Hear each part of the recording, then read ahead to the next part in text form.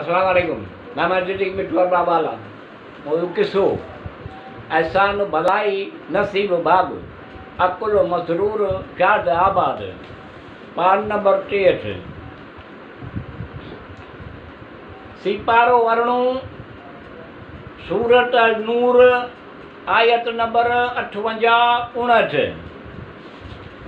ईमान वारो तव्हांजा बाना बानियूं जे तव्हां सां तव्हांजा साॼा हथ तव्हां ईमान वारो तव्हांजा बाना बानियूं जिन जा तव्हां साॼा हथ मालिक आहियो ऐं तव्हांजा नाबालिग छोकिरा घुरिजे त उहे घरनि में अचण लाइ 3 भेरा इजाज़त वठनि ऐं इजाज़त खां सवाइ अंदरि न अचनि, यानी फजुर जी निमाज़ खां अॻु ऐं 2 पहरनि जे वक़्तु।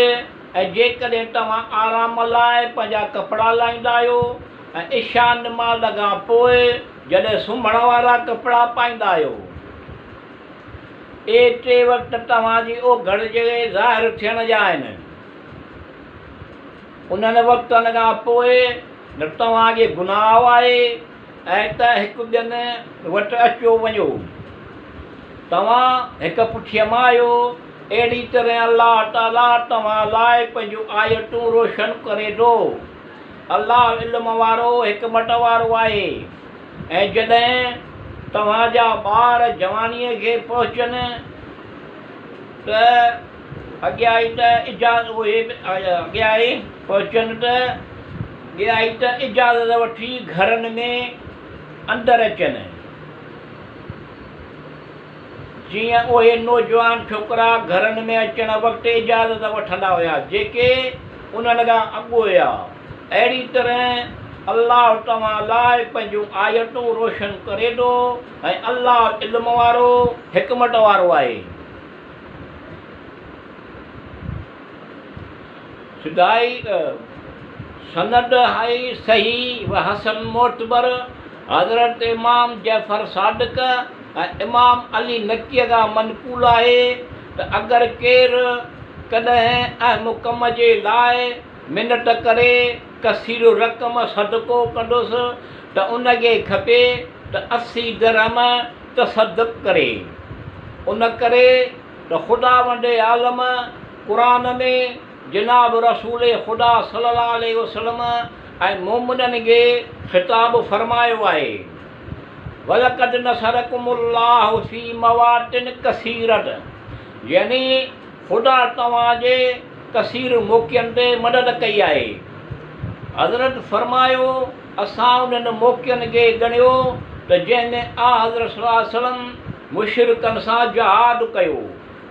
ख़ुदा हज़रत सल्लल्लाहु अलैहि वसल्लम जिन जी मदद कई हुई उहे 80 मौक़िया हुया। ऐं शेख तिब्रिसी मुजमल बयान में रिवायत कई आहे जिन गुज़वात में हज़रत सल्लल्लाहु अलैहि वसल्लम बनफ़ीस नुफ़ूस मौजूदु हुआ, उहे 36 गुज़वात हुया। सभिनी खां पहिरियों गुज़वो अबवा हुयो, ॿियो गुज़वो बवादना हुयो, बादना गुज़वो, टियों अशीरा गुज़वो, चोथों बदर उला गुज़वो, 5 बदरले कुबरा गुज़वो, 6 बनी सलीम गुज़वो, 7 सवे कुरवा गुज़वो, 8 ज़ी अमर गुज़वो, 9 अहद गुज़वो, 10 बहरान गुज़वो, 11 असद गुज़वो, 12 बनी नज़ीर गुज़वो, 13 ज़ातिल रफ़ा गुज़वो, 14 बदरा खैरा गुज़वो, 15 दोमिल हंडल गुज़वो, 16 खंदक गुज़वो, बनी करीज़ा, 17 बनी करीज़ा गुज़वो, 18 बनी अयान गुज़वो, 19 बनी कुर्द गुज़वो, 20 मुस्तलिक गुज़वो, 21 हुदेबा गुज़वो, 22 खैबर गुज़वो, 23 फतेह मक्का ॻुल्हो, 24 हुनैन ॻुल्हो, 25 ताइफ़ ॻुल्हो, 26 तबूक हुया ऐं उन्हनि मां 9 ग़ुज़वात ऐं हज़रत पाण जहाद कयो। पहिरियों ग़ुज़वात बदर कुबरा जेको हिजरत जे ॿिए साल 17 रमज़ान मुबारक जो ॾींहुं वाक़े ॾियो।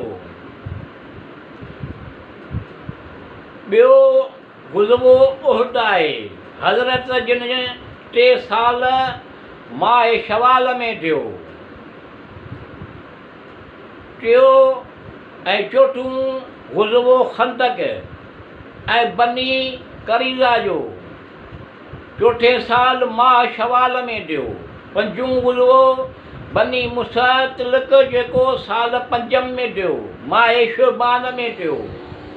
4 ग़ुज़वो ख़ैबर आहे जेको हिजरत जे 6 साल में थियो।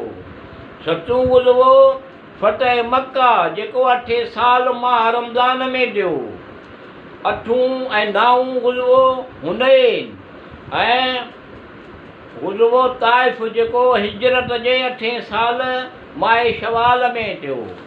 ऐं जिन लड़ाइनि में हज़रत सल्लल्लाहु अलैहि वसल्लम जिन लड़ाइनि में लश्कर मोकिलियो ऐं ख़ुदि तशरीफ़ कोन वियो उहे छटिया आहिनि। कलेनी मसद हसन हज़रत सादिक़ अलैहिस्सलाम खां रिवायत कई आहे त या मुहम्मद थींदो आहे।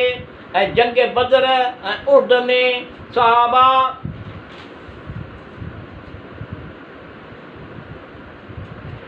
जो